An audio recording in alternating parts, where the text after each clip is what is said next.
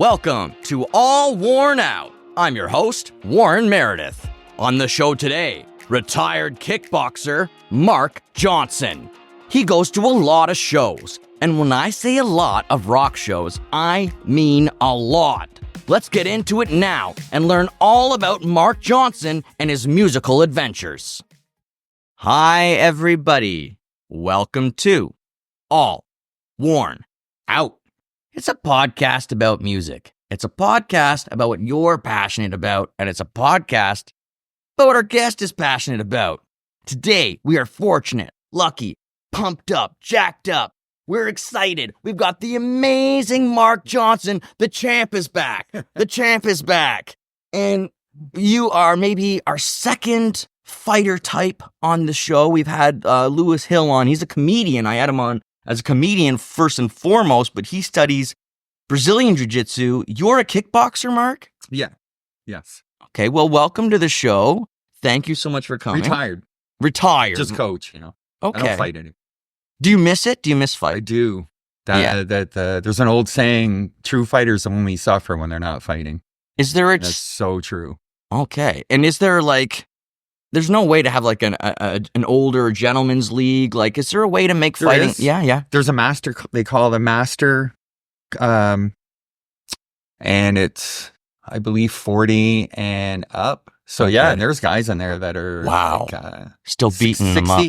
65. Yeah. There's a guy in Brockville, 65 at another boxing club, and he's all over the place fighting. And you were a champion in kickboxing? I never am a champion. I know we always say that, champ. I strived for it. I never actually got a title. Okay. But for years, I was competitive. Well, it was illegal in Ontario for 30 years. I actually held the very first legal club show in 30 years in Brockville, when it got legalized again in 2007. So every fight I had to fight in Quebec. Wow. And every time I got introduced, I'd get booed because I'm from Ontario. Yes. Yeah. So yeah, you're always the underdog fighting. You were the heel. You were the bad guy. Yeah. Every fight. Yeah. Every time you go.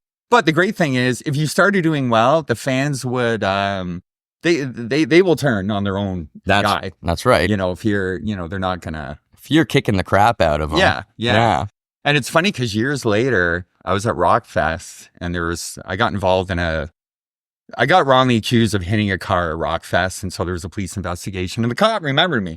Huh. When I said my name, he said the kickboxer. And I'm like, I haven't fought 10 years in Quebec. You remember me? And cool. So yeah, that was pretty exciting because now I go to the shows and I don't really know anybody anymore. I know all the promoters and the coaches, but none of the fighters anymore. They're all younger.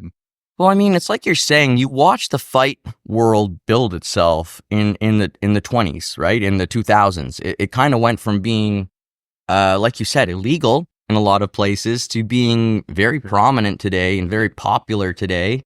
Kickboxing is a big part of MMA, in my opinion. Is it like you have to do Muay Thai if you don't do kickboxing, or you kind of need one or the other, or do you need karate, or do you need all of them in MMA? In my humble opinion, I believe boxing is the dominant art. And just in my own experience, you need to develop that boxing core, because if you don't have that, especially as a kickboxer, because that's what you're going to be doing most of the time. You're not going to be kicking takes a lot of energy out of you. So you don't want to kick too much. In fact, in Quebec, you have to do 8 kicks per round. Wow. Or you can get disqualified. First round, because they want to keep the boxers out. Oh, yeah. Interesting. They don't want someone who's just got heavy hands to come in and, oh, wow. Yeah. That's fascinating. Yeah. And 8 kicks per round because people would try and hold back, keep energy, or... Well, they can't kick. Yeah. Oh, they're just no good at it. They come in boxing. So, yeah, I think if you get 6 kicks, 5 kicks or less, automatic disqualification. And I think if it's 6 or less, you have to make up those 2. So you got to get 10 in the second round. Oh. Or you're done. When did you start martial arts? When did you start kickboxing? Well, I started karate a long time ago, but kickboxing, I'm trying to think, when was my real first fight in the ring? Because before that, it's a lot of tournaments and stuff, but 96. So yeah, I was pretty active more in the late 90s. And you started with karate? Started with karate, and then I actually opened a boxing club in Brockville in the 90s. And then, well, kind of a funny story. I sparred with somebody. I had my black belt, and I sparred a boxer that had only been training for 6 months, and he beat the crap out of me. And I'm like, okay, this is bullshit. I'm going I went straight to boxing after that, and realized that, that to me, like I say, in my humble opinion, because people will argue the fact, right?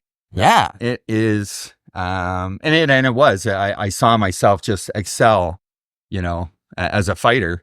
And then the transition from having the boxing and the karate background, then I just opened a club, in Brockville.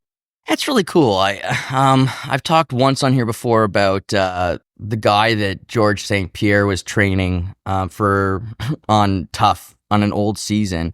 And this guy, Jean-Charles, I can't remember his last name, Charleby or something like that. But he is a Muay Thai fighter, and he's a Muay Thai legend. And GSP brought him in to teach these kids because this guy's drunk when he trains, but he was always drunk when he trained. Like, that's how they do it in Thailand, is like they drink all this rice wine, and then like they just beat on each other.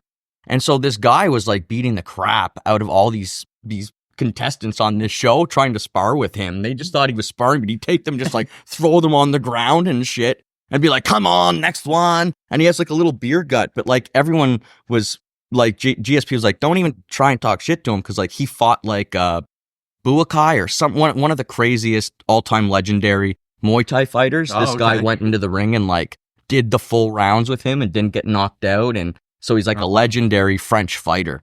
And so I was thinking about you and like how like this, like you were talking about kicks, like how effective is it, how important is the kick? I don't think it's as important as the box. And funny enough, you're bringing up the Muay Thai. That was still legal in Ontario because it's got some kind of religious designation, and they got around it somehow in Ontario. Nice. And so you were doing, so you're saying the kick's not as important. No, I don't think so. And that's interesting too, because GSP, he was doing like the karate first, and then he transitioned into wrestling. Yep. And he was saying like wrestling, I think, would be his bread and butter in the beginning. And even in the end, it was like his edge. He could do everything, but he did a style called Kukukenshai, which is a very extreme karate form of karate, and it's I think that really, as a beginning art, because if you go to those tournaments in Montreal, they're crazier. They used to be. I haven't been to one forever. Yeah, he talks about meeting his bully from high school on a show, and saying like how he saw his bully was like poor and panhandling in Montreal, and GSP's like champ of the world. And GSP went over to him, and the guy was like kind of embarrassed, and GSP was just like, no, like let's go eat, like let's go get some food, like let's go get some food together. And just being like, no, you have to realize in those moments, like he's a super nice guy. I saw him, so I had a pro fighter in MMA as well, Jason St. Louis. Yeah. Who fought on George's second fight over in Hull. Wow. Actually. So, I mean, when you meet him, like at that time, he was nothing, right? Yeah. And then it was just like overnight. Of course. He just like number one with a bullet, just started tearing through everybody, right? But yeah, and they wouldn't have, like, he didn't get any extra help or any extra push because he had no media appeal, to be honest with you, in the beginning. He couldn't speak right? English. He couldn't really speak English, and he was this weird Frenchman who didn't want to talk trash. Talking trash, as we know, is like one of the most important things if you want to be a UFC fighter, because otherwise people don't pay to see you. Yeah. It's that simple. And I mean, that's old. I mean, that's Muhammad Ali, who I think taught people that kind of stuff, and Joe Frazier and those guys going way back, like they knew to talk the trash to get the crowd interested. Yeah. Just like wrestling, right? When you're fighting, is there ever like an anger towards your opponent? Have you ever been mad at your opponent? No Never. way. It's always a pure sport. It's funny because you hear people go, I see red and I just go through people. And I'm like, an angry fighter is the easiest fighter to beat because they make all kinds of mistakes. You know, they'll tend to load their punches, they call it, where you draw back instead of just punching from here kind of thing. So to allow your emotions to get involved, I mean, that is the one thing that I, teach all my students. You cannot let your emotions. You've got to start carrying that composure into your real life because it's not something you can just switch on once you go in the ring. So it's something that you have to have. Yeah, you have to be intelligent. Like my best fighters were intelligent. Mm-hmm. They're not just brutes getting in there, slamming away. That makes me think about Mike Tyson. Chess. It makes me chess, and it also makes me think about Mike Tyson being. People always thought he was a brute. People always thought he was a savage. But the more people have gotten to know him, the more they've been able to see, like, no, he was a student of this sport. Well, and, it's a paradox because myself, you don't really want to, you want to win the fight, but you don't really want to kill anybody. Right. Or hurt anybody too badly. And, people are like, why do you guys always hug after the fight? I go, because we're relieved it's over. Like, you don't understand the anxiety leading up to that, to be half naked in a ring in front of a crowd, fighting people, So, I tell people, I lost my train of thought. That's okay. You're in there fighting and, like, you're relieved that it's over because you guys have been going at it so hard. Yeah, people don't understand that because it's a brotherhood. It's true. It's like there's not really anybody... there's the odd person you might, not like as a fighter, but it was like that for me in chess for sure, and in hockey, there was people I didn't like for sure. It's a very small group, yeah. So, like I say, like it is a brotherhood, Cool. Yeah. I mean, so going back to the boxing world and how Mike Tyson and Customano and all these guys. Was like Rocky a big thing for you when that movie came out? Timing wise, was that a cool thing for you? Or Kickboxer? No. Was Kickboxer with Van Damme? I mean, I liked all those movies and stuff, but I'll be honest, my biggest inspiration was Jean-Yves Thériault when I was growing up. Oh, Johnny! And seeing him fight, it was like, oh my god, I want to be just like him. Yeah, that was the idol. Is that the Iceman? The Iceman, and it's funny because today him and I are friends. Amazing. We talk all the time, but back in the day, I stood in line to get his autograph, and then it's funny now, like I'm friends with the guy. Well, but he was definitely my inspiration. You earned it. You worked it, and he sees you as a friend because you work so hard. I think probably right. Well, because we're both promoters now, so we see each other. Like, my fight, like just what was it? 2 weeks ago, I had a fighter fight on his show. He just had a show in Hull. Okay, so we communicate all the time, right? All right. And we've got a long history. So we'll shift gears here a little bit. We might come back. We will come back. But anyways, we'll shift gears here a little bit. And Mark, the way I know you, or the way I met you, is I've seen you at some of my shows and some of other, like a lot of shows. Let's talk about you and music. What do you remember about you and music as a kid? I remember. It's funny you mentioned this because I was thinking about this on the way up here because I thought he's going to ask me, how did I get into this? And I started going back in my memory. And I remember 2 incidences when I was a kid of seeing a guy just in a mall playing ragtime or what do they call it? Yeah, old ragtime piano. Yeah. And I just stood there. And my mom's like, let's go. And I couldn't take I was just fascinated. And then I went to a campground one time and there was a live band. I'm going around telling everybody, come see this band. Come. Nobody wanted to go. And I thought, why am I different? Why isn't everybody as enthused about this as I am?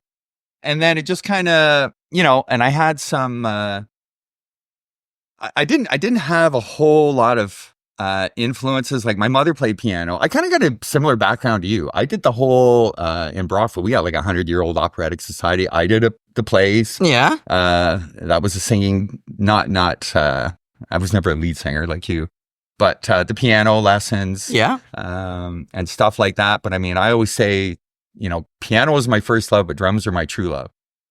And because it just wasn't fun.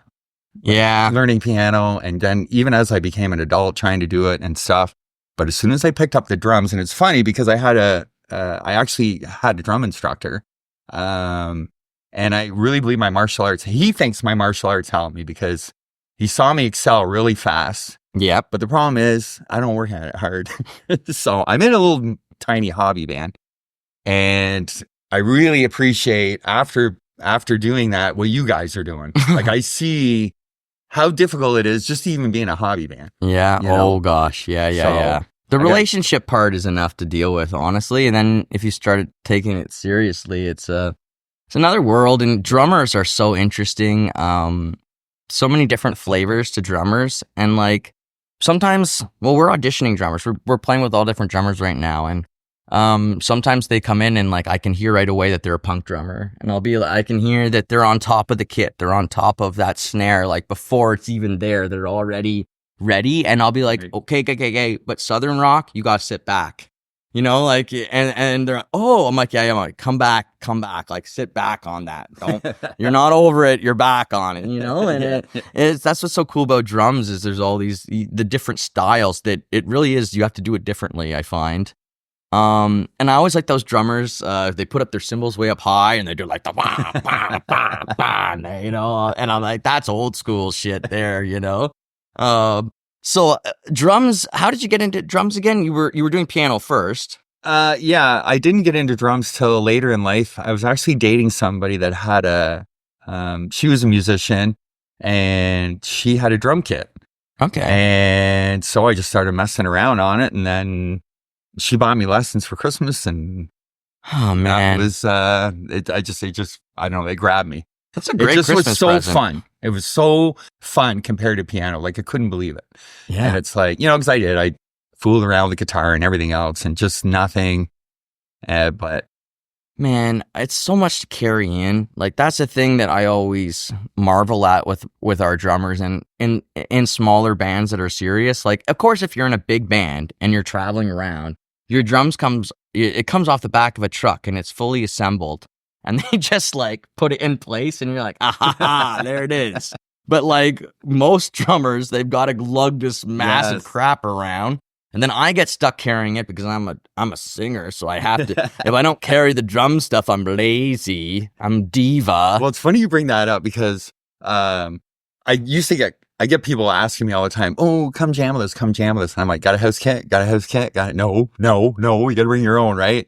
Finally, someone said, yes, I do. Okay. So the guys that I'm with now, they have a house kit, so I don't have to do that. I don't have to lug all the stuff there. It's great. When we brought Taylor to like start getting ready for like Blues Fest like last year, we rented a kit, and like before his first audition, we were like, okay, this is your real audition. You ready, Taylor? We know you're good, but today you're playing on a Pearl Tornado.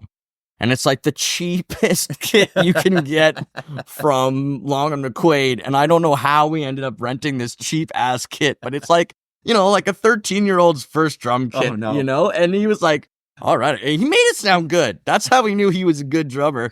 He made that shit sound good. We were like, okay, yeah, you're legit, buddy. But yeah, he is a good drummer. Yeah, man, he's loud. And but in the right places, which is key. Mm. So then, like you were saying, you go to a lot of shows, yes, and you've always, obviously, like you were saying, this was cool. So you were talking about how you didn't get it, that no one wanted to go see the band with you. And I find it fascinating because you are just like Trevor, who was another person who comes to our... Yeah, that's right. You're just like Cannabis Jesus. That's how he would explain it to people. That he just wants people to come with him, go see it, and like, why wouldn't you want to? Why wouldn't you want to dance and sing and see this and take part? And he just doesn't get it. And so like all of those guys in the road trip crew, they're all like that. Mm. And I didn't get it because I'm a real music snob. I'm not gonna lie. Like I'm a real music snob. And like I like what I like. And if I watch a band and I don't like it, I walk away. Yeah. And I'm big surprised, People say that about bands that were hard on each other.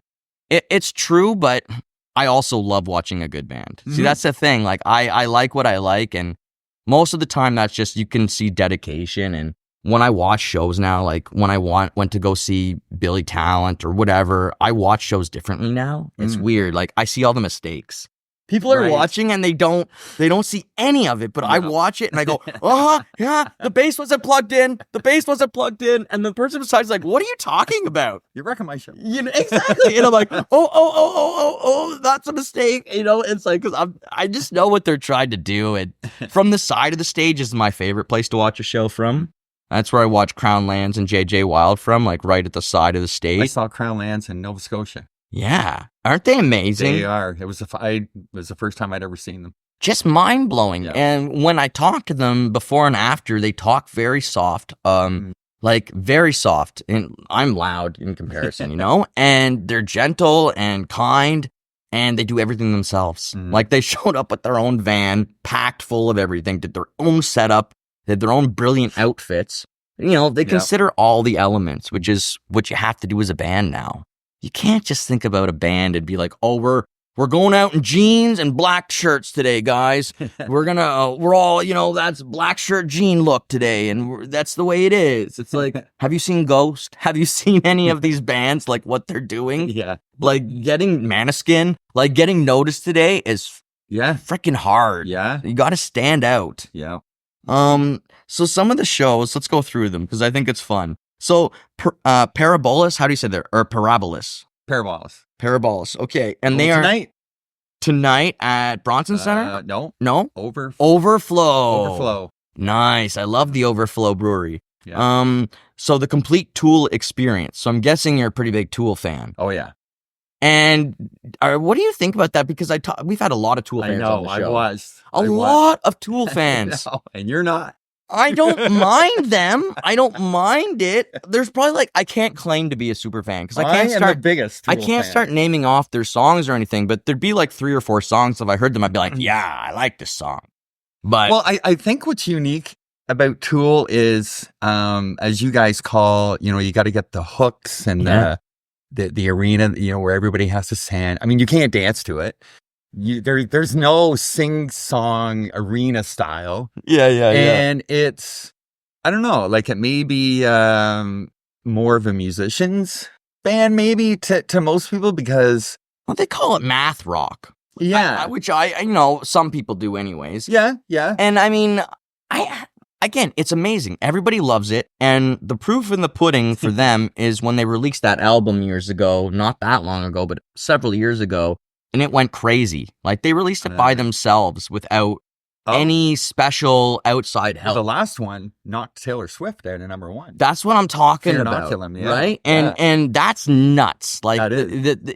To knock Taylor Swift out at number 1, wild. Yeah. And that shows you that there's even a little bit of hype to Taylor Swift. If you can knock someone off number 1, that it means there was a little bit of hype there. Yeah. And there always is. There has to be, even in a fight, right? Like.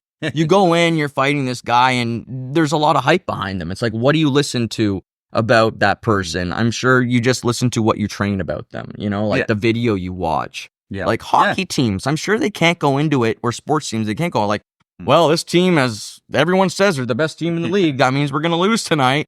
Like, that's just a horrible way to look at things, you know? Well, I also think that their songs they're left to your own interpretation. Yeah. And if you understand Maynard James Keenan's biography of his life, and then you look at the songs, you can see some connection because he had a pretty unique upbringing. I mean, his mother died at 11, all this crazy stuff. And it definitely comes out in the lyrics. Okay. Wow. Yeah. I mean, that's amazing. And see, there you go. So that's another thing artists have to do. They have to connect with their audience on a deeper level than the music itself. And how do they do that? And so many artists would love to say they do it the way Maynard does it. Because look at that. I mean, most people have to tell the sad story in a different way. But if you can tell through the lyrics and then have people relay that back through, I think that's the best way. Yeah. That's really smart. So then JJ Wilde, I have written down here. Saw her a lot. And what do you think about JJ Wilde? She's great. Yeah. We met her several times, and she is very... Now, you played on a show. Yeah. I think that was the first time... No, that was the second time I'd seen her, because she played a drive-in in Toronto. Cool. During the lockdown. But, she's very down to earth. Yeah. I tell the story that I went in there and I watched them in the warm-up because as soon as we got there, they're all in their sweats. They're on stage. They're doing their warm-up and mock show, you know, going through it as if but fast. Okay. And kind of like a dress rehearsal. And so it's fascinating and fun to watch. And they have their own sound guy, and he's doing all this stuff. But I didn't know it was their own sound guy. I just thought he was a sound guy. But as soon as they done, he just took it and he closed it up in the key and he locked it and he plugged it and took the whole thing with him. And I was like, what are we going to use? What do we get, you know? And, but her band's phenomenal. Yeah. The band is so tight. Yeah, they are. Then Heavy MTL, Iron Maiden. Were you at Heavy MTL for Iron Maiden? No. Then maybe I have another one. Then it was Queensryche? No. Dang, well, I don't know, man. I had those written down off your events that you went to. No, I haven't seen. No, right. I saw them come, but all right, we'll keep going then. Kim Mitchell. No. Okay. These events are all on your Facebook page. I swear to God. Really? Yep. The Warning. The Warning. Okay. See, I'm not completely out to lunch. The Warning, I think, is going to be the next big thing. Okay, I would probably agree with you. And we just saw them again. They played in Ottawa. Again, they're following the beaches, right? So you make waves, and all of a sudden others can come right behind you. And the beaches and a few other artists have really made this hot and the place for women now to come and do rock. And J.G. Wilde's one of those people too. I think it's that work ethic because, you know, when you read a lot of rock biographies, like I read a lot of rock biographies, and there's one common theme in there, and that's grinding that tour. Yeah. And they're doing it.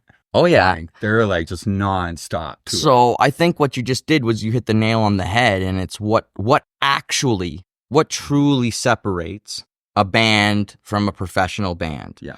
Because in today's world, we can all go professionally record. We can all take the time to write a good song. Yeah. But when we talk about wanting to live the dream or getting out of the cycle, it's all about that grind that you want to enter into and destroy yourself with. But what I noticed was like when we saw them in Montreal, and so whoever they're on tour with, they'll play a day in between on the tour. So like Evanescence and Hailstorm. Yes. As soon as they were done here, they go to Toronto and play. Yeah. And then meet Evanescence and Hailstorm at the next stop. Like, it's just crazy the way, and that they did the same thing in Montreal. I forget who they were touring with because we were there for Metallica. They had the two shows. Yeah. And they played at small club in between because there's a day in between, right? Well, you have no choice. You have to play. If you're like that, yeah. If you want to make money, if you want to break even and then make money. So my friends, like I tell the story, I'll tell it again. So my producer, his band's now touring with the Sheepdogs. They just packed up everything and they're gone to go tour with the Sheepdogs. And the way that they got that wasn't by getting a number one hit song. The way that they got this gig was they went to Europe and they did 60, 70 shows all by themselves over 2 years. They figured out how to do 60, 70 shows by themselves over 2 years in the trenches with bands from Europe. And then all of a sudden they're able to say, look, Sheepdogs, you want someone experienced? Do you want a new band who's never done this before? Or do you want a band that's new to the scene, kind of, but they're not new to the road? You know what I mean? And the road can be brutal and it ruins a lot of musicians. It ruins most musicians who died of like drug overdoses. They couldn't handle touring. And it's not like, oh, they were weak or anything. It's like touring can be brutal. It can absolutely destroy you. You know, Kurt Cobain would talk about it. Guns N' Roses, that's a band that went through hell. I go to so many shows, I feel like I'm on tour sometimes. Right? And I'll be buying tickets and I'm like, oh my God, how am I going to get from here to here? You go to more shows than me. Like, you totally do. But yeah, The Warning was with Evanescence, I guess. Yeah. So that was my next one on my list. That was last week. So I'm right with that one. Okay, Sebastian Bach, I was right with that. Last week. And I was told that he was really good, that he sang amazing. He did. Because, you know, I saw the Guns N' Roses Axl thing in Montreal. And I felt like it was robbed. Okay. And I'm like, oh, do I need to, you know, it's almost like taking a chance, right? Because someone said they saw him in Halifax, they were fine. But Sebastian Bach, I couldn't believe it. It is taking a chance. It is. Yeah. So singing past a certain age, for sure. Right. Even anybody, if you sing 40 dates in a row or whatever it might be, you are at that point like getting lucky or unlucky. Mm-hmm. And I got told by some people that some artists are like flawless all the time. Like, Mike Raymond, who was the guitar tech for Dallas Green, was saying, and Sidney Color was saying, like, he's just always amazing. Like, he's like, I just saw him. Right? And isn't his voice, where did you see him? I don't have him on my list here. Jerry Cantrell. Okay, the Jerry Cantrell. Isn't he so talented and underrated? And what, Jerry Cantrell? Yeah. That incredible. And it was a good show. That was a very good show. That was just like in August. Doobie Brothers? Doobie Brothers, just saw them in Kingston a couple weeks ago. What a wide variety here of rock, though. Like, you're not only listening to one style of rock. And that's what I think people have to realize or should know is, like, rock is so diverse now. It's like it can just. I used to be very. Sticking. But as I think what really developed me is when I was younger, I had a roommate who was a very, his name, shout out to Craig Kinsman, who was a very accomplished guitar player. Okay. Just extremely. He ended up going off into a band and doing the whole thing. But he I remember him opening up my mind. I can still remember from years ago about, because I would make some comment about, they got keyboards. I'm not listening to that. And, and just from his analogies explaining, and I really learned a lot of music theory from him that I didn't know or I wasn't aware of. And then, as of course now being a drummer and playing piano and stuff, you learn.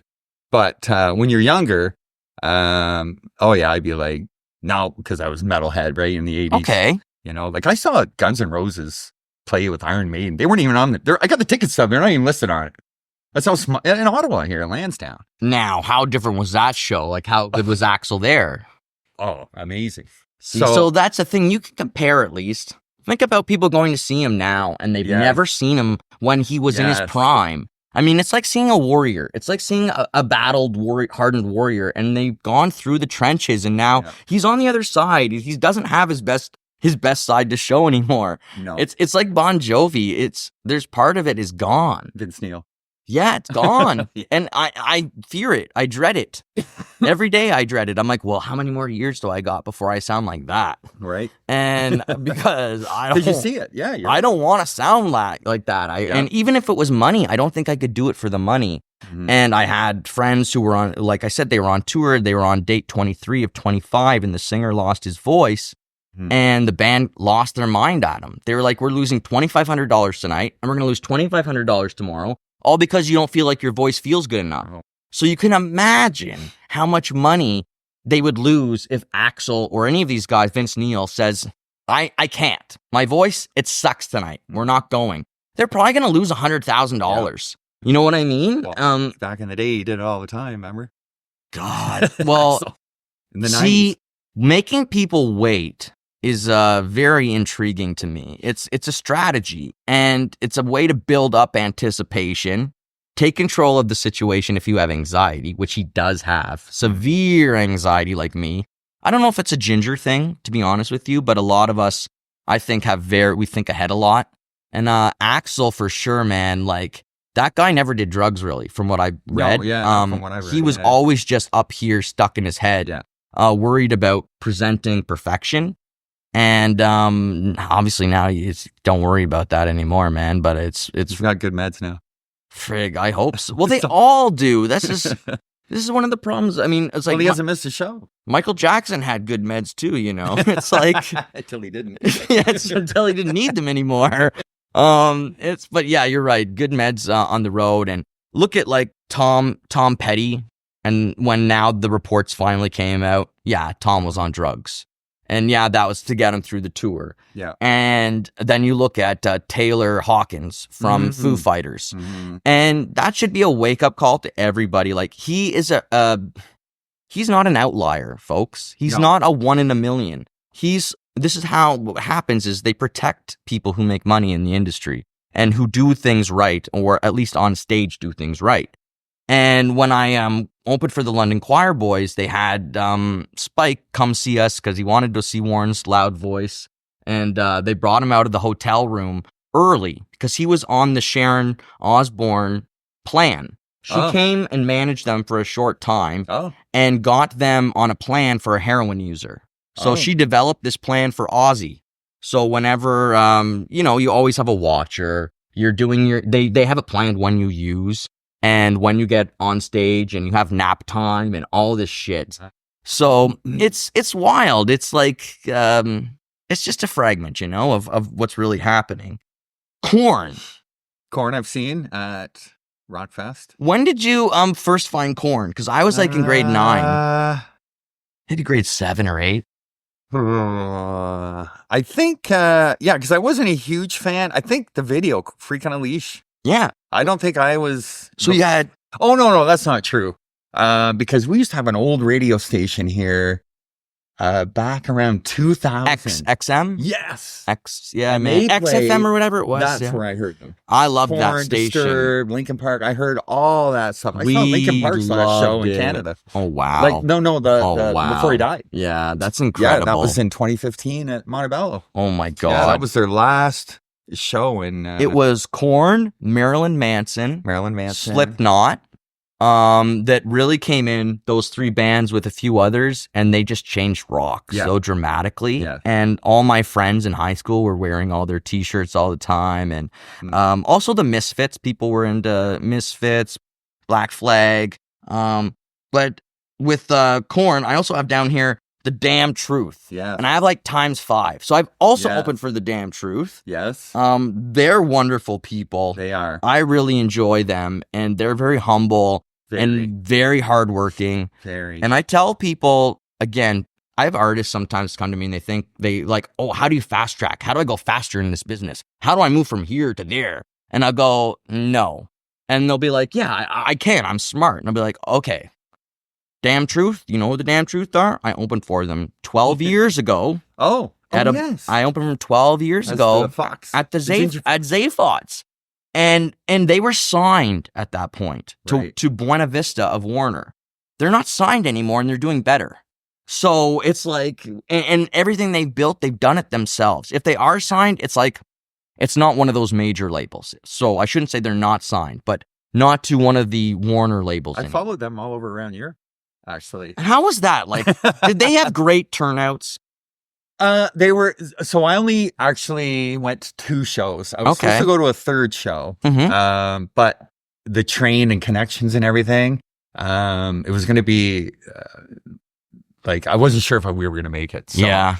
But the 2 shows I saw, they were 2 smaller shows, but one of the places was an amazing, so it's like over here we have a theme. Well, they had an American theme thing. It was all Californian, all old cars. And it was just the most unique outdoor bar event, and it was really cool to see them. I mean, they took us back in the green room and we got the whole VIP treatment. They were really wonderful. Leela was like, oh, here, eat, and like how sharing their food with us and stuff. And we only paid the first show, and then after that they just kind of like, oh my gosh, that's amazing. They were willing to pay, because we traveled all the way from Canada right to Europe.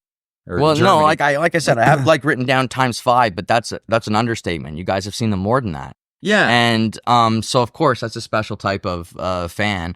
And, yeah, they're so active in the music community. Like, Dave Traina is very, very active in recording and working with young bands. I think several of them are, to be honest with you. And they're just cool. What I've noticed, and I told them this, that wherever I go, they seem to have the most respect in the community. Like, everybody is like... I've never heard of them being disrespectful to anybody else. And I think that may be part of it. Yeah. I mean...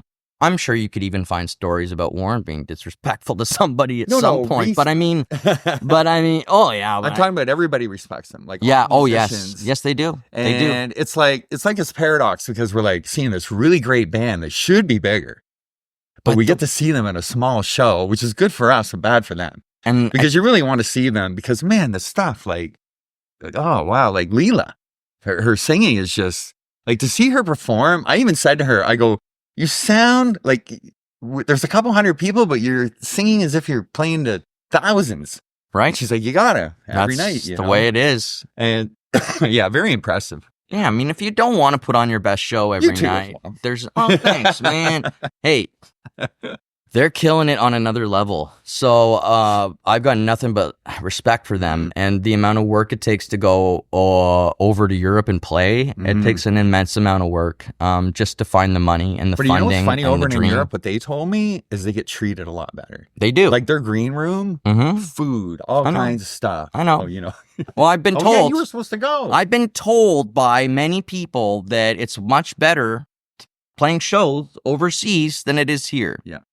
And I'm only believe it to be true because of population density. I just think it's because you can jump from city to city within an hour and a half, 2 hours, and continuously find untouched populations. Whereas in Canada, this is not possible. You have to travel great distances to get to another city of a large quantity of people. You know, Ottawa to Toronto is 5 hours. It's like going way across Europe. Yeah. Or you know, across, you know, it's You're right. It's very different here. And if I go Ottawa, Montreal, Toronto, Quebec City, the distance that you just did, and we've gone to New Brunswick, we've gone distances, and it's a lot. Even going to London, Ontario, was 9 hours. Lake Huron, which was a lot of fun, but Lake Huron was a lot of fun because we had an Amish community on one side of the party and a Mennonite community on the other side of the party. And we got to watch them like going like this on their way to church. And it was like 4-hour trips for them or whatever. And we'd just be like, have fun, you know, like, and so the Mennonites all wore like, jean and straw. So like straw hat, and jean overalls. And then that was like the Mennonite look. And then all the Amish, they were legit wearing like black with the black hats and the black bonnets and everything like that. Wow. But, yeah. Budapest, Hungary. You went there to go see ACDC? No. Who? Tool. Ah, damn, there it is, my arrow. I saw Tool in Krakow. Yeah. And then 2 days later, because it's easy, I went to Hungary, took a bus. Yeah. Because it's right there. Saw them again. Oh. And then, what I saw ACDC in Bratislava, Slovakia. Yeah. And that was really a big thing. I'm a huge fan of The Pretty Reckless. Okay, yeah, me too. Me too. Yeah. Very hooky. So she was hooky. opening for Nice. So that was kind of a deciding, because I'm not really a huge ACDC. Again, they're like... What? So, wow. I was when I was growing up, like as a teenager, but not once my music's... If I was there, if I was in Slovakia. No, you wouldn't. You would have been. Okay, so here, Thunderstruck. You could tell they slowed the tempo, and Brian Johnson was still not be able to keep up. And I'm not even a great musician to see that, and I could tell. You definitely would have been like, yeah, why? He is done. He's done. That hurts. Yeah. But Angus, amazing. And also, folks, take note that these artists who are famous worldwide, a lot of them are not performing because of their ego, because they want to. They're performing because they have to. Because they didn't make millions and millions of endless dollars that kept them in mansions forever and ever. Or blew it. Like, people just think that, like, these famous people endlessly have money forever and ever. And it's like, no, these bands are touring right now because they don't got a choice. Like, the alternative is working at McDonald's, and they ain't gonna do that. And that was like just a spur of the moment decision, because when I did go to Europe, I bought a one-way ticket.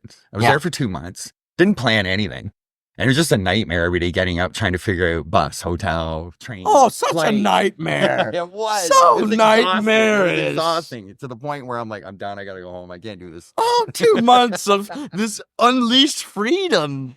Oh, my goodness. So when we were gonna go see the Damn Truth, their third show, but because of the logistics of getting there, I'm like, well, wait a minute.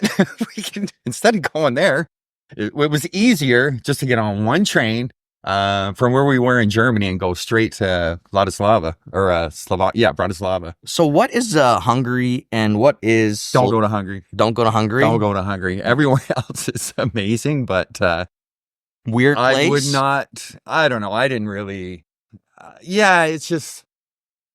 Well, I mean, it's not one of those places on people's travel destination lists you hear about. People just seemed not very welcoming. Okay, yeah. The atmosphere wasn't the greatest. Just, I don't know. And was Slovakia any better? Yes. Yeah. Slovakia was nice, beautiful. Poland was beautiful. I mean, that was like my 7th time being in Europe. I've been backpacking. Well, I started backpacking in the 90s, Europe. I fell in love with Europe.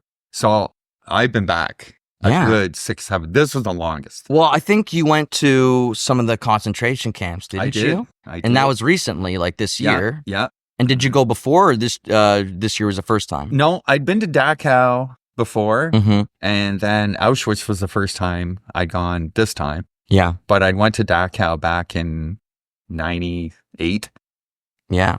Any takeaways from being at this and at that type of place? I just think the takeaway when you go to places like, or when you travel like that, I find I complain less about my own government. You see things that you really appreciate Canada. Yeah. You know, and whether it's like, you know, whether it's going to Mexico or Cuba or going to Europe or whatever, you will definitely see you don't want to live here. And as much as we complain taxes and this and that, well, when you go to a place with no taxes, it's not very nice. You know, like it's not a very nice, like their infrastructure is not as developed, right?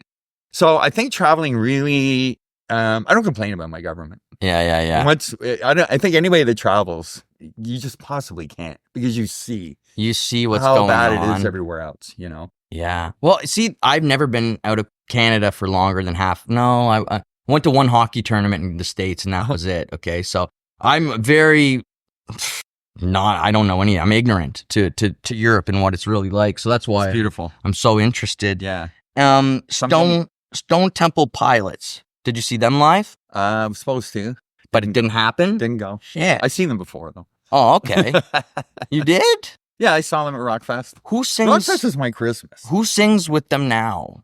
Oh, I don't remember. Gosh, but he's amazing. He's amazing, eh? Because you know, a lot of times that they fill in and they're not. I know, it's not quite the same. But he was, a good show. Cage the Elephant? Cage the Elephant. Good? Amazing front man. Yeah? Yeah. Bush 3 times in the last couple of years. Amazing. Amazing? Yeah. Billy Idol? Didn't go to Billy Idol. Okay. I'm supposed to. Crossed off my... Okay, all right. So I wasn't completely wrong. Okay, good. Were you going through my Facebook events? Yeah. Yeah. Yes, I did. I was trying. I plan on going all these. Listen, I was trying to research you, okay? And when I'm researching you, what I found was this endless list of events. And I was like... You should have just went on my profile. Listen, I've got more, man, okay? Theory of a Deadman. Yeah. Voivod. Now, Voivod... No. Okay, weird. Didn't go to that one. But you were going to? Going to. I misspelled, or I didn't. I go to so many shows that like I said, I feel like I'm on tour. So it's like, oh, well, this is in Toronto. This is in Montreal. It's the next day. Right. So I'm going to go to that. But then I'll realize I've already got tickets to another show the day before in Quebec City. And how the heck am I going to get from Quebec City unless I fly? And I'm not doing that. Right? Okay. Did you go see Ice Cube? I saw him at Rockfest. Okay. Black Crowes. Black Crowes I saw many years ago open for Robert Plant. Oh. Yeah, that was... Yeah, they hadn't really... I think they were just starting. They were having their coming out party. Well, I mean, their story with Aerosmith is really bizarre. Yeah. Like that, how the Aerosmith drummer was jealous and had them just thrown off the tour immediately after the first show. And it's like, ugh, that's so not cool. Queens of the Stone Age. Rockfest.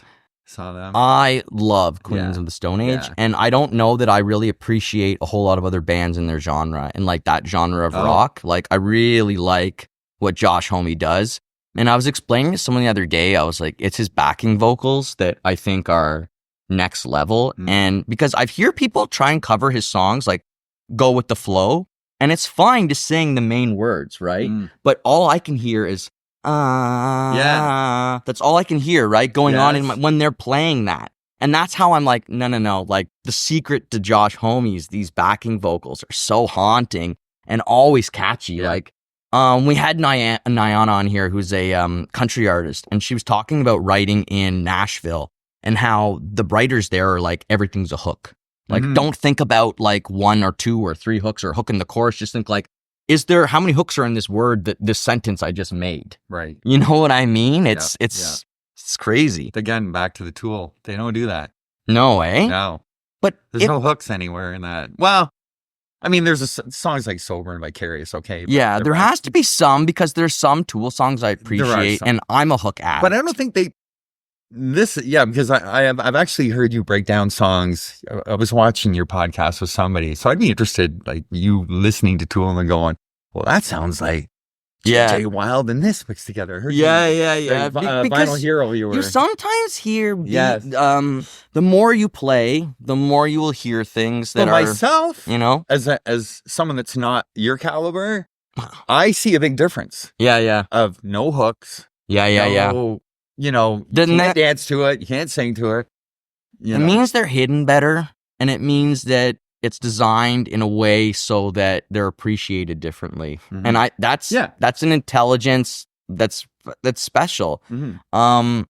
Music keeps changing too. And it always keeps, people kind of got crazy about the hooks. There only used to be like a few hooks. But what got me thinking on it a lot was like my niece, who's 13, 14 months, and the songs that she's addicted to, and learning about what hooks got her. Right. It's fascinating. So, Old MacDonald had a farm. E-I-E-I-O. Now, that's the hook. Yeah. She goes around the house, not with the song on, and she's just going, E-I-E-I, E-I-O, E-I-O. And I'm going, that's a damn good hook. It's so good. And even bingo, B-I-N-G-O. Yep. I-N-G-O. And so kids' music trains us for this. Mm-hmm. They're all those songs around the mulberry bush and all that crap. Sure, yeah. Very hooky. Yeah. And so it just preps us for it. And then the Beatles, I think, knew this so well, because I think that's why some of their early music has such a childlike sensibility to it. Yeah. And, Obla-Dee, Obla-Da, you learn that song in like grade 5 and 6 on the recorder or whatever it is. Well, it's funny. I saw an interview with Dave Grohl, and he said this best thing that Kurt Cobain taught him was keep it simple. Yeah. And, if you simplify the song, and it's funny because, like I said, reading rock biographies, and you've heard stories like where the Rolling Stones had to do a filler on an album, and Satisfaction. Yeah, and it ends up being their biggest biggest song. hit. Yeah, it's the simplest. And then another one is Paranoid. Yes.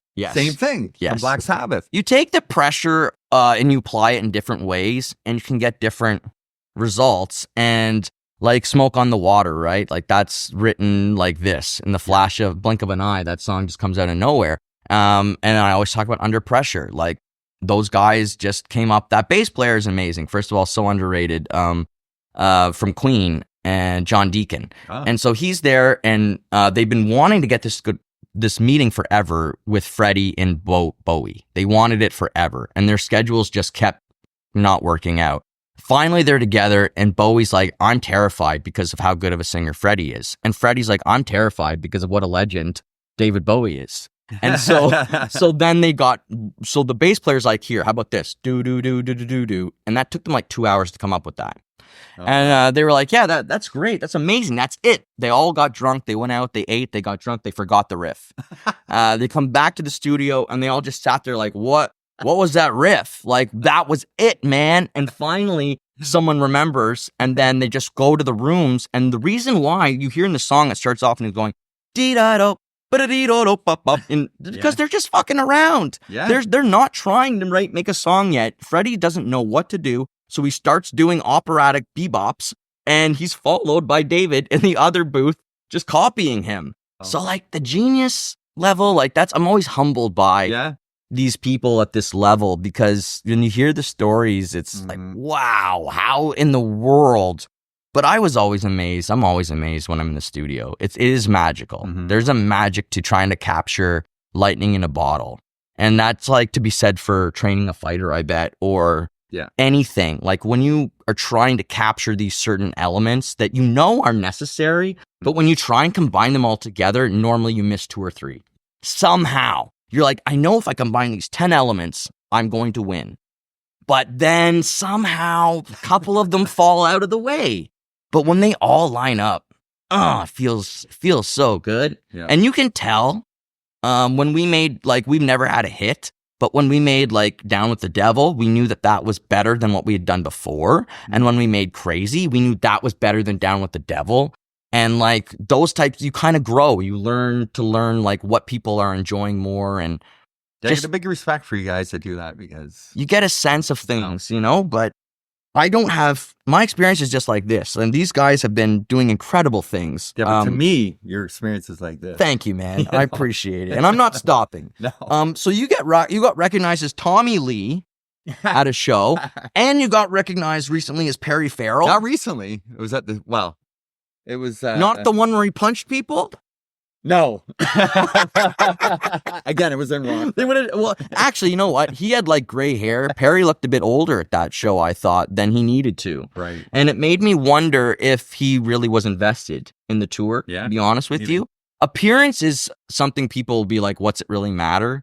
What matters about it with show business is how much you actually give a crap. Like, look at Kurt Cobain. The guy would wear skirts and like dresses and ugly sweaters, and people would think like, oh, he doesn't care about what he looks like. That's absolutely, you missed the whole point.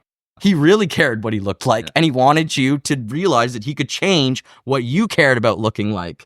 So like, what other shows here? I think we went through almost every show that ever went on in the surrounding area of Brockville, Ottawa, and Quebec. Toronto, Quebec City. Like you've done it all, man. Yeah. But let's get into some of these fighting events, because I'm really curious about the level of it. Like, because people are so into UFC, but much like people are into Ozzy Osbourne, they're less likely to go see a small town band. Is it like that for these fighting events? Yes. Yeah. It's kind of the same way. I did a promoter. I did 3 shows in Brockville, and each one got bigger and bigger, and I learned how to promote it better and how to get, butts in seats but yeah, it's tough, it's the same kind of thing as, you guys putting on a show, and and it's behind the scenes. It's just, it's a nightmare to put on a show, if anything, people don't realize. And selling is so much about hype. See, as this is what I find is, as a band, we'll have so much belief in ourselves and what we've practiced and what we prepared. And as a fighter, it'd be the same thing. You've practiced, you've prepared, you've done your homework. So you're like, of course, people should want to come see us. Yep. We've done our homework. We did the work. We've done what we need to do to make people want to possibly sit through this. And that's not enough for people. And when I was in my old band, Ginger Fox, I didn't get this. I would go to events and I would play my heart out and I'd sing my heart out. And afterwards, people would say, you guys were awesome and you're a great singer and this and that. And I go home and I go, well, why didn't I get into that show? Why didn't we get this show? Why? What? And I'm like, are people just lying to me? And then it clicked that I wasn't doing that other thing, which is tell people you're really good. And it sucks, because if you that's not fun. Telling people you're good at anything is not fun. Yeah. It's like, I feel for those people that need to do that or want to do that. It's like, because that just makes me feel like, no, you're obviously not very good if you have to tell somebody you're good at something, right? But I mean, that's the catch-22 with it. Yeah. And the bands that do well, they yell about it, folks. They yell because they believe in themselves, and that's all it is. And that's, if you never judge a band or an artist or anybody for being proud of themselves, it's pretty much all you got in your corner. So were you doing the Empire Fight League? No. Were you doing Art of War? What do you mean doing? Like hot fighters on the show? Were you doing those, putting on these events? At events that I'm going to. Oh, yeah. I've got events that I've gone to. I've got like Kickboxing 2. I got Frontline Fights. Yeah, I go to a lot of fights too. Bushido 3. Sounds pretty friggin' wicked, man. Even when we were in Europe, we stopped and saw like their equivalent UFC show over there. There was even a Canadian fighting on the card, a pro Canadian. I had Wafik Nasrallah, who was celebrating 30 years in comedy. Yep. And I had him on the show, and he was talking about how he's mentoring a lot of young comedians. And he feels like when he was younger, coming into comedy, you only had a year to get good. And that's because you only had one stage in the city. And now the artists, they don't feel that pressure. And some of them, it takes them 5-6 years to learn what he feels they should be learning, maybe in 2 or 3. And he felt like there was maybe a resistance to mentorship. Do you find in boxing there's any pushback today, or it's different maybe than it was 40 years ago, or is it still the same? A pushback in what? Like the kids, do you find millennials? We'll get real general. Well, no, actually, no, I haven't really. I mean, the sport always kind of attracts the delinquent youth. Okay. So, especially the boxing. Okay. Of it. Yeah. And I'm actually training at a boxing club right now I'm affiliated with. I don't have my own school ananymore. I got tired of running the whole. Yeah. I want to go to Europe for all summer. So damn good idea, man. Can't do that. I'm jealous. When I was tied down for years. Frick, I'm jealous. That's amazing. No, I really don't think too much has changed other than I'll get kids coming in they watch too much YouTube and they just want to like jump ahead. Yeah. They don't want to you got to learn your basic footwork. You got to learn the jab, but no, they want, show me the Superman punch, or they want some crazy stuff. That's fascinating. That is exactly what Wafik was talking about. That people are trying to forego basics and run before they can walk. Yes, and basics win fights. And when you talked about piano and not enjoying it, it reminds me of that teacher who I begged to teach me the blues. And he said, no, we're going to learn classical piano, and then you can play whatever you want, and it will be and I didn't get it. I wanted to run ahead. I wanted to jog ahead. And no, kids, learn the basics, and it will make you way stronger in all things. Music, fighting, it doesn't matter. And if you cherish the basics, man, it helps you, and it grounds you. Every time I get on a stage, it's back to basics. Is shit plugged in? Is shit turned on? It's funny because I think as a teacher, and this probably would, someone that teaches music, my success, I believe, came from teaching, because every night you get a new kid and I got to go super slow and go through everything. It's kind of like the old wax on, wax off. And over many, many years of having to do it super slow and get it perfect and teach it, that I often take like my students now and saying, you got to learn to be an instructor. You got to learn to be a coach, because coaching is what will excel you. And I'm not sure, because I know, does your guitar, Joe, does he teach?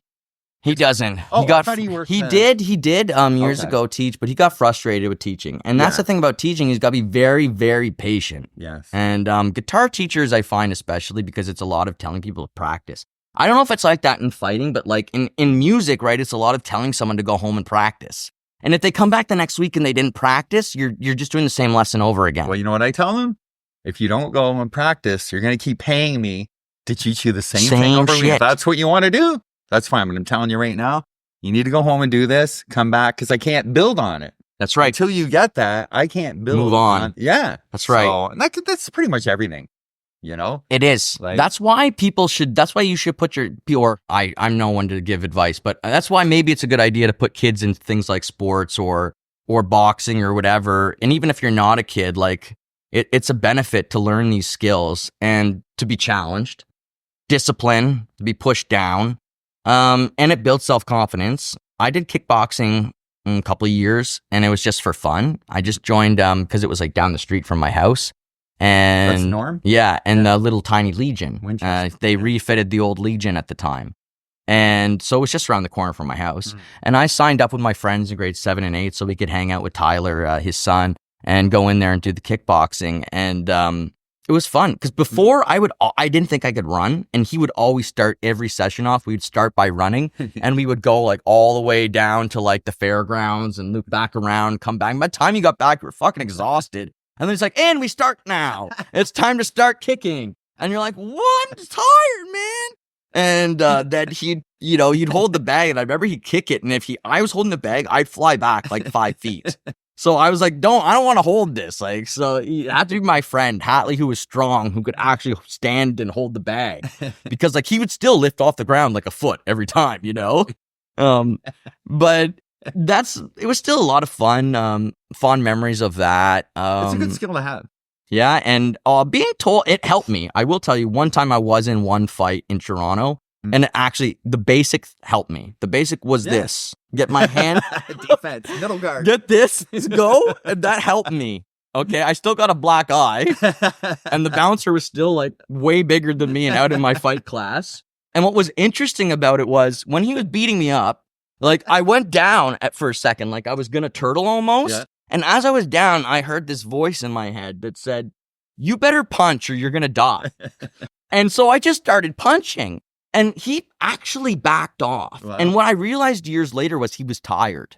So I didn't, from so many punches thrown, I didn't realize it till like years later listening to Rogan on UFC talking about big guys tiring out. And he was huge. So there was no way I should have ended that fight conscious. I'll tell you that much, folks. And I don't feel like he took it easy on me either.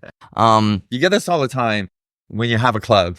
Boxing club, kickboxing club, somebody will walk in, "Well, I fight all the time." Yeah. Like, well, who you fight? Like drunk at the bar or whatever, right? I fight all the time, blah, blah, blah. And I'm like, "Oh, hit that heavy bag. 2 minutes." And I go, "Halfway. It's only a minute." I go, "Yeah, you're not getting hit yet." But they walk in. Yeah, So yeah. I do, but you know what? That's been since I've been teaching. You always get these guys that come in and they've been in street fights but you know, they don't last long. There's no cardio. Like cardio is what wins fights. It's the male ego, folks. Yeah. And Yeah. it's an interesting thing that can be looked at forever because I talk to the same thing outside of shows. I finish shows and I have certain guys who are drunk. They come up to me and they're like, "Man, I used to be in a band and I played out for Scorpions. And I opened for you know the lead of the bands that I opened for. I was one hell of a drummer in my day." And their Uncle Rico, they like to come with the Uncle Rico, I could throw that football quarter of a mile down the field. Just give me one more day. Just one more day. And it's like, so it's the male ego, know? Yes. And I got one too, folks. What Sure am I going to say? Thank you so much to Mark Johnson for coming on the podcast today. I had a lot of fun talking music, bands, fights, everything. So cool. Thank you out there for watching. And we'll see you all again next time on All Worn Out. Bye-bye, everybody.